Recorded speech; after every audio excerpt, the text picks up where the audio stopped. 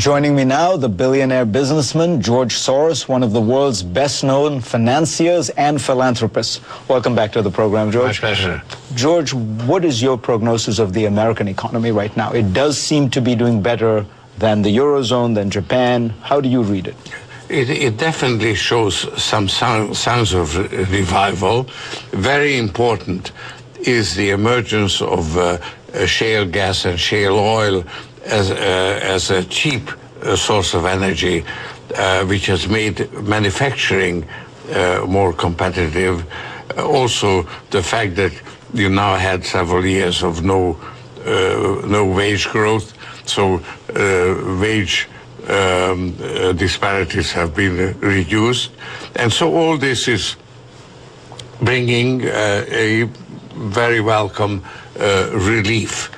I'm worried that the politics of the election are going to interfere and put a lid on this because the Republicans don't want to face the elections with Obama can claim to have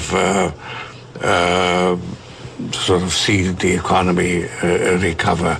So they will continue to push for austerity, no new taxes, and therefore cutting of services, which will depress economic activity and employment. So it will be a break on the politics, will be a break on the recovery in this year. After the elections, if the Republicans win, actually they'll undergo a miraculous transformation where they discover that actually it wouldn't be so bad, we can afford to have some stimulus. So you think Mitt Romney, if elected, would pursue a stimulus program? I'm pretty sure that would happen. I mean, of course, Obama would like to as well. He may find it more difficult if the Republicans continue to obstruct him.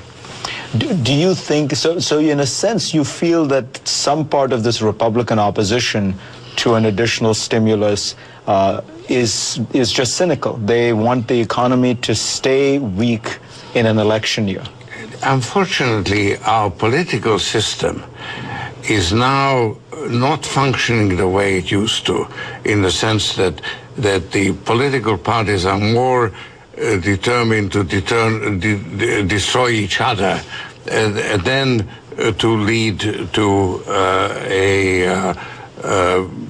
policies that would benefit the country. But you're still in favor of more stimulus? But you have to be a little bit more selective, because you really have to spend money in ways that would eventually pay for the interest, repay the investment. So I think we should distinguish between investments that bring a return, whether it is investment in human resources like education or infrastructure like broadband or high-speed rail or whatever, which I think would be very beneficial.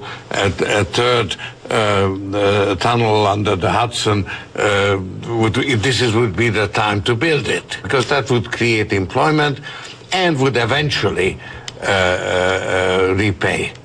So, however, the idea now has been established very successfully that nothing that the government does can pay for itself. And that is should not be the case. I think this is a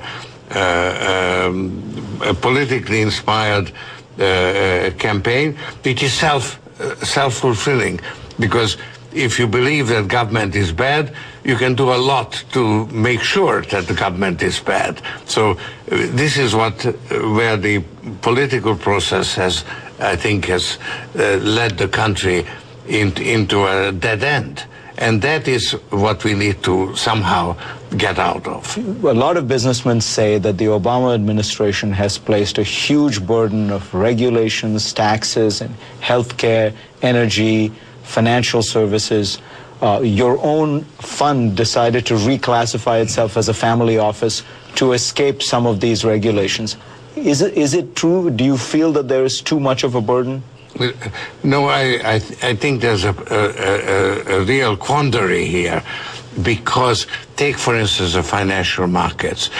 The crisis we are in was created in the private sector. It's by deregulation and globalization that the financial system was left on its own, and it grew like cancer, and it became far too big and extracted far too much of the profits produced by the economy for its own purposes. It was up to 30% of the total earnings, profits in the U.S. economy were in the financial sector. That was unsound. The financial services clearly don't contribute 30% to the well-being of the country. So, and it also created imbalances, led to excessive leverage, excessive indebtedness, which then led to the financial collapse, which we today suffer from.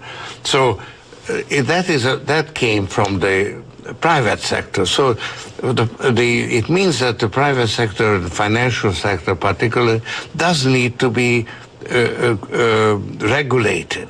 That stability needs to be an objective of public policy, because markets don't correct their own excesses. However, and this is where the quandary comes in, regulation is also imperfect, and in many ways more imperfect than the market, because it tends to be very bureaucratic, so it's always lagging behind. So you have two very imperfect systems, let's say, that need to be reconciled with each other. What about taxes? You think you support President Obama's proposal to increase taxes on the wealthy? Yes, I very much do so, because it's the big boom, the super bubble, really resulted in a great increase in inequality. And now we have the after effect, where you have slow growth one way or the other.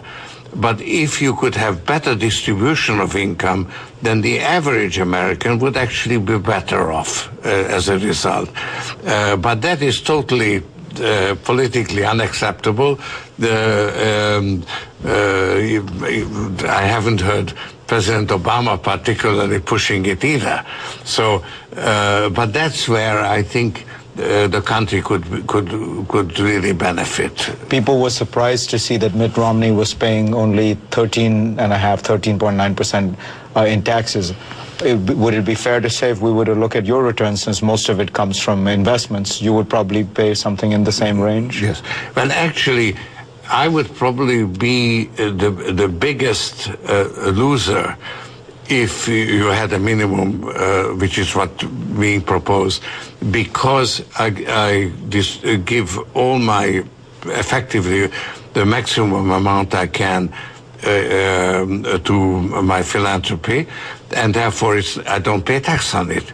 So my tax bill would go up a lot if you had a minimum tax, but I'm willing to pay that, because I think if everybody who made as much money as I do gave as much as I do, I wouldn't advocate it. But I think the free riders should also pay.